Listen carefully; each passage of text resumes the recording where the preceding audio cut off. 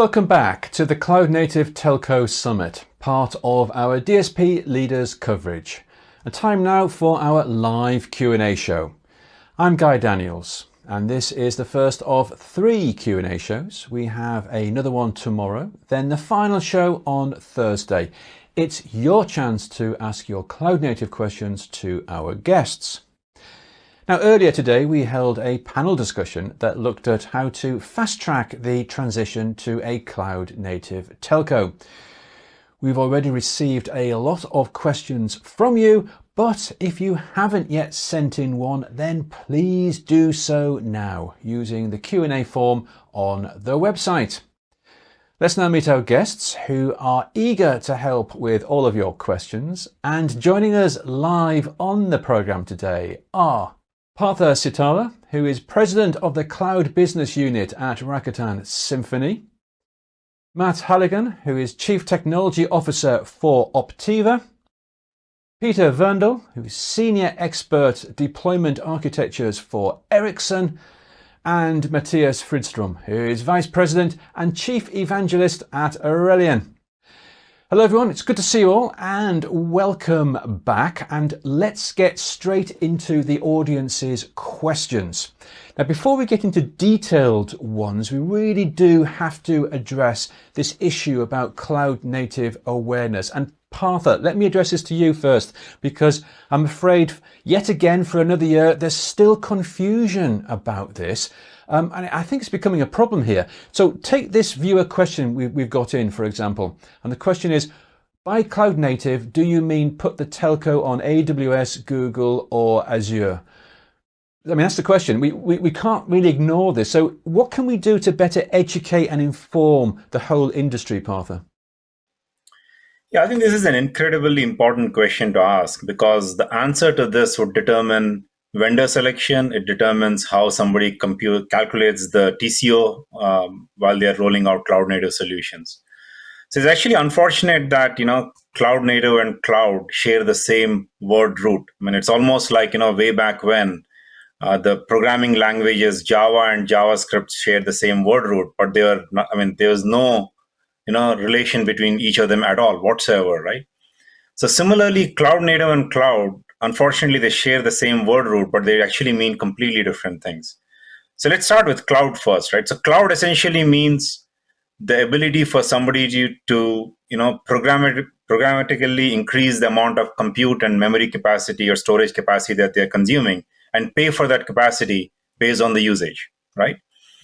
But cloud native, on the other hand, is something different. Essentially, cloud native means it's the way in which an application is packaged so that the deployment of that application, the high availability of that application, the resiliency, and the scaling of that application, as well as the lifecycle management, which is upgrades, patches, and so on, becomes consistent across all the applications that one would run in their network or in their enterprise, right? 2 different paradigms. To the extent that, you could essentially be 100% cloud native without running your application in the cloud. In fact, you could be running your applications on your laptop and you can be 100% cloud native. And similarly, if you could be running in the public cloud and you could be completely not cloud native at all, right?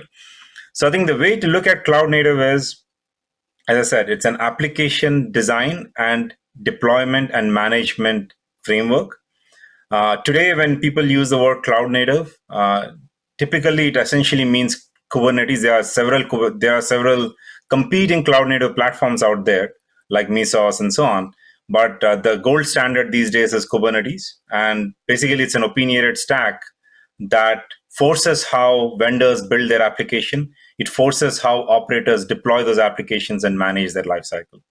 Great, thanks very much, Partha. And we will continue to try and do our best to help reinforce this message as much as possible. Now, Peter, I'll come to you in a moment, but Matthias, let me come across to you for your thoughts on this confusion, really. Yeah, no, absolutely. It is a confusion. I think Partha explained it really, really well. I think we have a good example here. When we were sold 2 years ago, we had to move 258 IT systems out of Telia into our own facilities. And in the beginning, we said, let's move everything into the cloud so we become cloud native. And I think that's where many people make the mistake. You by default don't become cloud native just because you move it into the cloud. Most of the stuff we moved into the cloud, because cloud is a good way of doing it, was just the old basic system, and it's not cloud native just because it's in the cloud. Then we have some systems that is really cloud native and using the benefits of them. But I think we had a long education journey inside our own company explaining to people that, we don't become cloud native just because we move everything to the cloud. So I think it's a very important question and important to understand. Yeah, Matthias, absolutely right. Thanks very much. Just because you move things into the cloud doesn't make them made for the cloud. Peter, let's come across to you. I can only echo what the two previous speakers mentioned. I think one important aspect is to also recognize that cloud native, and particularly the cloud native ecosystem, is driven a lot also around public cloud deployments. I mean, take Kubernetes. It's started in Google as a platform for their public cloud deployments, which of course doesn't mean that we're forced to run our applications on the public cloud. But I think there's a lot of good practices and a lot of technology insights to be learned from how applications are operated on the public cloud environment. And this is really going then into the direction of cloud native operations, cloud native ways of working, which the public cloud providers imposed a certain model in how these are being applied and how the applications particularly are lifecycle. And I think Partha mentioned that as well, that there are changes which are to a degree defined by how companies deployed on public cloud providers. But again, this doesn't mean that we have to do and deploy on public clouds just to become cloud native.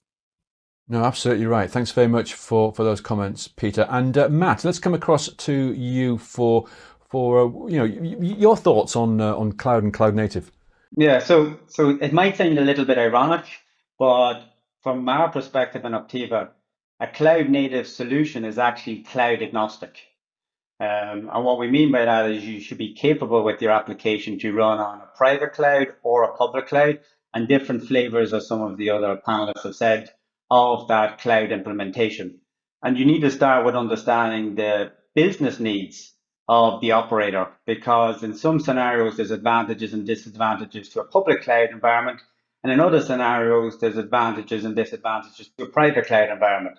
So it's kind of, while it sounds like it's a hypocrisy, it's actually the opposite, whereby a good cloud native architecture is agnostic to whether it's public, private cloud, whether it's one flavor of the orchestration platform versus another.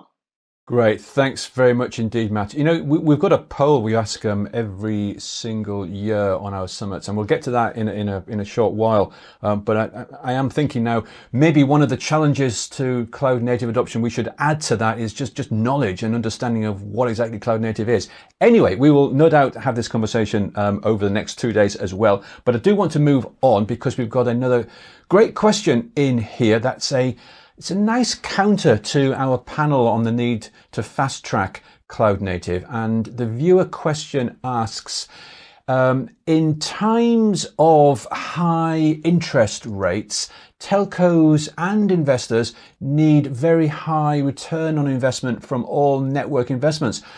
How can they justify cloud native transformation projects? And specifically, what are the benefits for end users from such transformations that can be converted into profits for telcos in a 1 to 2 year time frame? Matthias, I wonder, with your knowledge and expertise here, do you want to have a go at tackling this question first? Yeah, no, absolutely. I think the key here is understanding that not everything should go into the cloud in everything. We had, as I said, enormous amounts of system. We can't really turn every one of them into a cloud native system and restart again. That's not the way, and that our investors wouldn't really like that as well. But I think the benefits of this going cloud native is the fact that you can start small. You can start with something small, and then doing microservice after microservice, you can add on capabilities. The scalability of cloud native is really, really good. And I think that's where we've seen the big benefits for us. We can start somewhere. We can, within a short period of time, actually present something to the rest of our company, showing them this is what we can achieve by doing this system. Do you like it? If people start to like it, then we can add on features here. And that means that we don't need to do a massive investment day one or go to our board and say, hey, we need millions and millions of euros to do this system. We can start small and then scale up. And I think that's really the biggest benefit of cloud native. You can scale it to wherever you want. It can be dramatically big if you want to, but it can also be quite scalable and easy to use. And therefore, the return on our investments are very short. Most of the things we're doing, it doesn't cost that much money. It costs a lot of people, effort, time. But we don't really see these enormous investments where you bet on a big system that may in the end not be what you wanted it to be. So I think, going cloud native is really the way to go forward by not taking the big upfront investments and instead, scale up to where you need to be. So I think it's really good for investors and ourselves. Yeah, thanks, Matthias. I do like this. That you can decide to what extent you want to push a cloud native transformation initiative or project, depending on your investment profile, your ROI, KPIs, etc. Okay. Hopefully that's answered our viewers' question on that. It is justifiable. Don't you worry. We must go cloud native. Right. Next question coming up here. I'm going to roll a couple of similar questions into one, but the thrust of these questions it's neatly summed up by one question in particular here, and the audience member asks, is the jury still out on whether cloud native is a success or not, either generally or within the context of telcos? Is it making life demonstrably better for telcos? Matt, could I ask you to give a view on this? Sure. I think it's a very fair question. And maybe building upon what Matthias talked about earlier, I think the jury's definitely not out on the benefit and the value and the need for the transformation.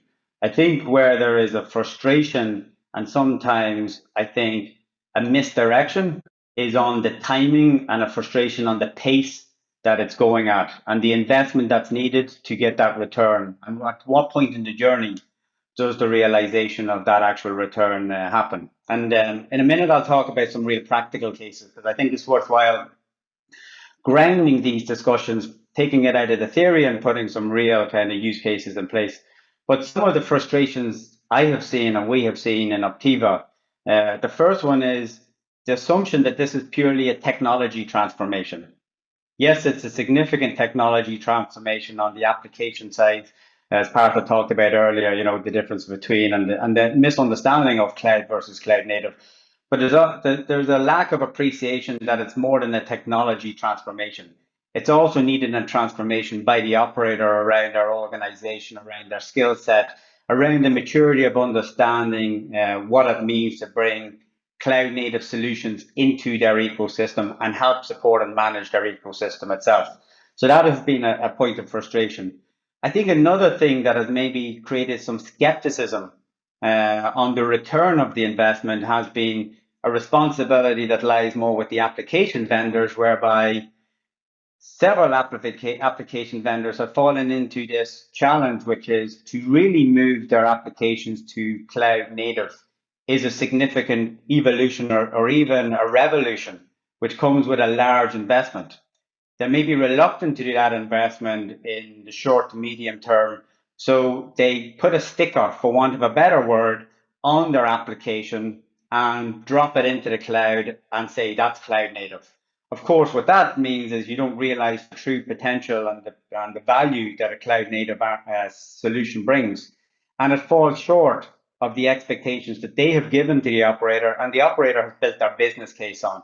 And so that still exists and exists in reasonable significance. And I think that's created a level of skepticism, which warrants the question that one of the audience asked. Now, let me go back to a couple of examples that maybe reassures the audience the benefit. So we did one cloud transformation just over a year ago, and we went from bare metal virtual machines into the public cloud in this example.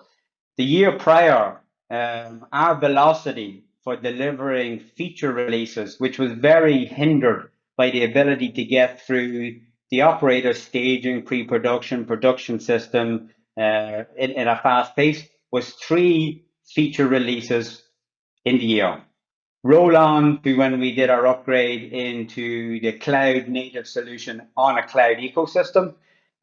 Just up there until April, we've already done 8 releases in less than 12 months.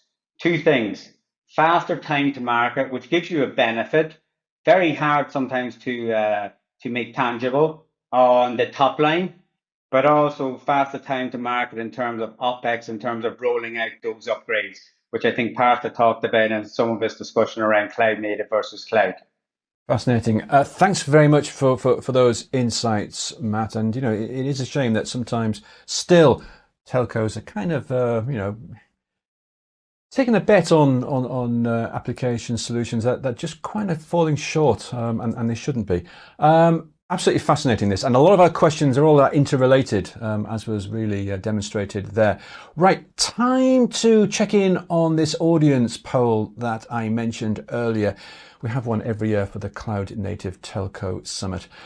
1 question, 7 answer options, and of course you can pick whichever ones you feel are the most relevant. And the question we are asking all this week is: Cloud Native is set to deliver substantial benefits to telcos, but what are the main challenges to its adoption? And you can see the real-time votes right here. And if I just cast my eyes down that list, it looks like yes.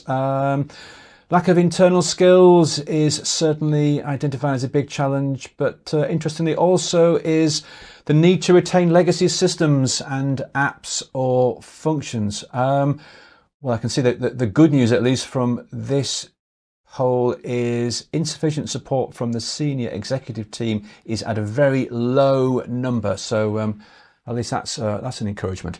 Now, if you have yet to vote, then please do so, because we are already on for a record number of votes. We'll take another look during tomorrow's live Q&A show, see how things change. Right, back to our audience questions, and we have a great one here from a tier 1 global operator. I best not say who it is. The question is: in the poll, which we've just seen, one of the biggest challenges that we face wasn't listed, which is the maturity of the software we receive from vendors. What do your guests think is holding back the network software vendors from delivering more mature cloud native software to telcos?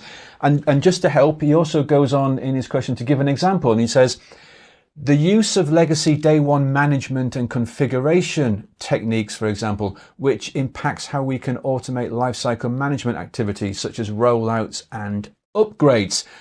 Quite a long question there, but I think it's a really important one. Peter, perhaps you could help us out here first.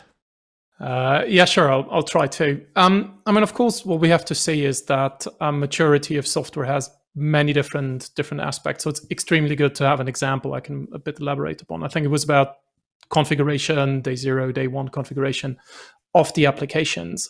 And I think we have made quite some advancements in this area as an industry, but we also have to deal with the fact that, and I think the poll showed that as well, that there are legacy apps and systems still out there being deployed. And that does not only concern the application space, but it also concerns the ecosystem the applications run in. That's management systems, that's support systems of different kinds. And now we're starting to make that stretch where the operational processes and the operational systems we have for the legacy applications, many CSPs would like to use them and continue to use them, but there is a certain set of interfaces, of standards, of protocols supported to lifecycle and manage also modern applications.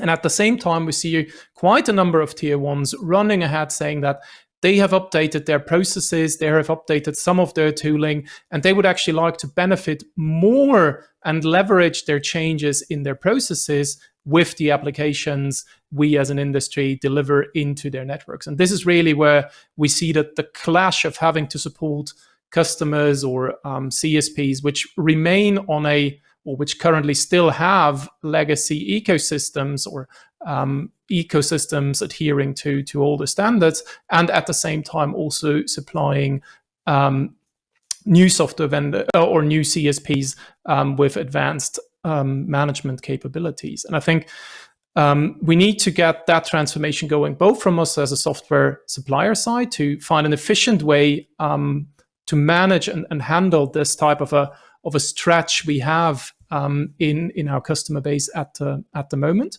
But at the same time, it's also super important that we all recognize the cloud native ecosystem is imposing a much more dynamic ecosystem than what we used to have, with plenty of open source components, the CNCF ecosystem particularly being a very vibrant ecosystem with a lot of innovation happening, a lot of changes. And we need to update the support systems and the processes to help us manage that change, to be more efficient in rolling out changes and being more efficient in adapting the innovation we see there, and also adapting to, for example, new management models like the question or the example in the question imposed. Great, thanks very much, Peter, for that explanation. Because this is quite a complex issue. There's a lot of aspects involved. Maybe it's not as clear as it maybe originally sounded, or simple as it originally sounded, rather. As you say, partnerships, and it takes two to work this out. Partha, let's come across to you for your thoughts on the maturity or lack of maturity of cloud native software solutions. So coming from Rakuten, right, I represent two sides of the table. One is there is an operator aspect. Rakuten Mobile is an operator in Japan. And then there's Rakuten Symphony, which is a software supplier to other operators around the world, right? So I'll share my experiences from both perspectives. So it is true that the maturity of the vendor software is still not there yet. It is there for some vendors, it is not there for others. But I think the biggest thing that, when somebody is selecting or deciding to go down the path of cloud native, they need to understand that there are three important, themes or buckets or areas that you need to actually evaluate it from, right? One is from the platform itself, which is essentially Kubernetes-based distribution that supports these low latency, high performance applications. The second is from their own internal teams, their expertise in managing these platforms and the applications. And the third is essentially the vendors, right? They're supplying the software. So in order to truly make a transformative shift, right, towards cloud native, operators first need to decide whether they want to do that or not on the merits of cost savings, agility benefits, as some of our other guests mentioned. And I think that has been demonstrated now. And that's the reason why there's so much of interest, right? Once you make that decision, the question now is that the vendors that you get this software from, are they mature enough? So we have seen these kind of transformations happen in the industry in the past, right? Whether they're transformation from standard Unix systems to Linux systems, or from bare metal to virtualization and so on, right? It is a slow grind. I mean, it takes time. I think what we need to understand is that as long as the vendor is able to support this transformation in a phased manner, I think it's fine. We are all going to be succeeding over the long run, right? What I mean by that is, even today, right, even in our network, what we have seen is that, there are vendors who they essentially are not able to move away from VNFs to CNFs, which means that the platform that the operator selects should be able to seamlessly support both CNFs and VNFs at the same time, coexisting on the same platform, right? Of course, the benefits there are you're essentially consolidating applications on the same infrastructure. You're using the same tooling to manage both CNFs and VNFs and so on. The second phase would be converting those VNFs into CNFs. And we have actually seen some of these vendors who are building these complex applications. They are sticking all the services inside a VNF into a similarly sized CNF. So essentially what they call as a fat or thick container, which is essentially not what cloud native is. Cloud native is to strip down your application into individual microservices so that they can be scaled and deployed independent of each other. They are not there yet, but we are seeing that, that is what vendors are doing, which is fine, because the first thing is you need to make them first get on the bandwagon of cloud native, right? Get on this whole platform. Once they get there, they'll go from VNFs to CNFs. And when they get to the CNFs, they'll do still monolithic containers. Then their next phase would be essentially to strip it down into microservices. So I don't, as an industry, if you don't acknowledge that this is the journey, I think we are in for a big shock, because it is going to be like this for the next, I think, 2-3 years, where vendors themselves are taking their time to understand this, and then migrate from legacy to cloud native, true cloud native. Great, Partha. Thanks so much indeed. I think we just lost you ever so slightly at the end there. Gremlins in the system, but we get the message. It's take this. You need to take the first step into cloud native, and it's a journey, and we have to recognise that this is a journey with many components. Before we get on to our next question, I'd just like to thank the viewer who sent in a little potted history of Kubernetes. Very, very useful. Thanks very much. I'm going to share that with my editorial colleagues after the show, because I think we can do something with that. Thanks very much for sending that in. Okay, another question we've received whilst we've been talking here. This is about the RAN. Let me, I'll read the question out first, and if any of you want to have a go answering this one, then be my guest. I will be massively pleased. So the question is, will we ever realize a truly cloud-native radio access network transformation? Because the various standards bodies, such as 3GPP, O-RAN, etc., don't seem to promote cloud-native technologies except for 5G Core O, or perhaps OSS and BSS, various OSS BSS systems. Somebody there concerned about will not quite see cloud-native in the RAN. Partha, do you want to give us some thoughts on this? So, first of all, I think built into this question is a little bit of skepticism as to, can we actually support RAN, a complex application that is so sensitive to latency in cloud native, right? First of all, I'll answer it this way, right? It's absolutely possible. I mean, we are doing that at Rakuten Mobile. You're seeing this at other operators too. But I think just look at it this way, right? Historically, when cloud native came to be, Kubernetes came to be, right? A similar question was asked in a completely different application stack with databases, right? Because Kubernetes was designed for stateless workloads, and everybody questioned about 5-6 years ago, everybody questioned, can we even run databases? Can we run stateful workloads on Kubernetes? Oh, it's not designed for that. It's not going to work and all that stuff. But I think the reason why that is possible is because the platform itself evolves. But more importantly, the benefits, once you can do that, are huge. The benefits of agility. Somebody mentioned, how frequently they can do their releases. That's agility, right? There is a benefit of standardized operations, which is huge, right? Then there's this benefit of application deployment time that can be compressed. That is huge, and so on, right?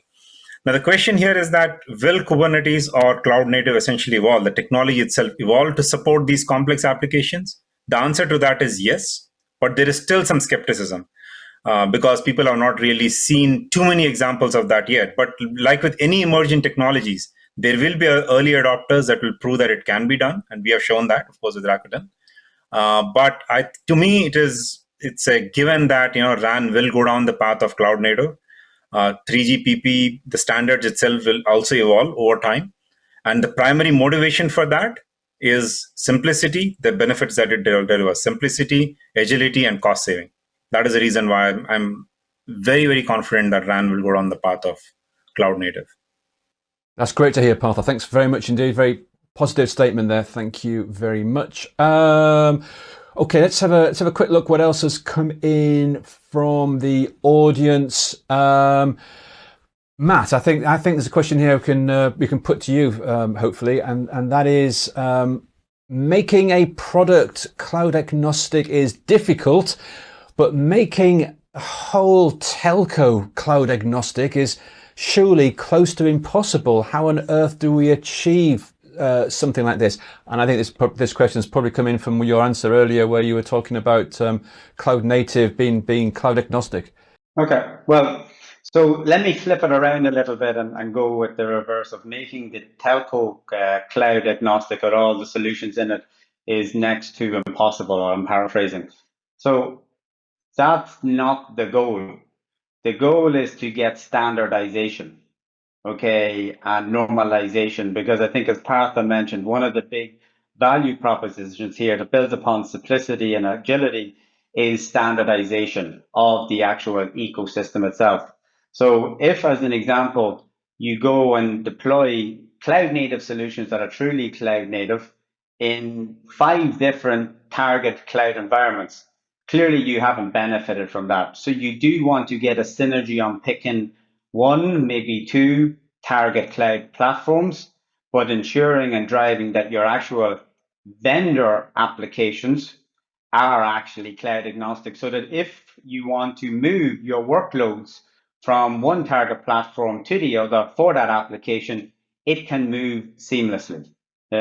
Picking one specific target platform, you could argue not a very clever business decision over time. You want to have optionality. So again, being agnostic as an application gives you that capability to be able to move around your workloads across those different applications and mirror them between both, not just we're talking about, as mentioned earlier, the obvious AWS, Azure and GCP, Google type environments, but also the private cloud flavors that exist as well. Yeah, we mustn't forget about those. Thanks very much, Matt, for those comments. And Peter, let's come across to you as well. I just wanted to bring in one additional aspect to agnosticity, and I think there's 2 things we need to talk about here. One is design agnosticity. Is my application, my software designed to run on different types of infrastructures? And then we have the runtime agnosticity, and that means that it actually performs in a particular way or with a particular performance on a given infrastructure. And I think the former one, the design agnosticity, is where we are and where we're getting to with most of the applications in our industry, following the unharmonized approach around Kubernetes. And I think the much more difficult part is to really make sure that an application performs in a certain way on a particular infrastructure, on a particular ecosystem, or within a particular environment. And I think this is something where harmonization of the infrastructure would certainly help if we get better mechanisms to allocate certain resources in an infrastructure, more harmonized ways, harmonized APIs to address networking or accelerations and so forth. But on the other hand side, I think we need to be realistic that different types of environments impose different performance in terms impose different reliability. So I think if we're having a discussion about agnosticity, we really have to be very clear that there is design agnosticity, which I think is a very achievable goal, and the runtime agnosticity, I think we need to have a far more reasonable approach to it. Yeah, great. Thanks very much, Peter. Nicely said. Now, looking at the time, I think we've probably got time for one more viewer question. And we always tend to get a question in on security or a security-related question. I think it's worth asking this one. Let me read out the question. This is from an operator in North Africa.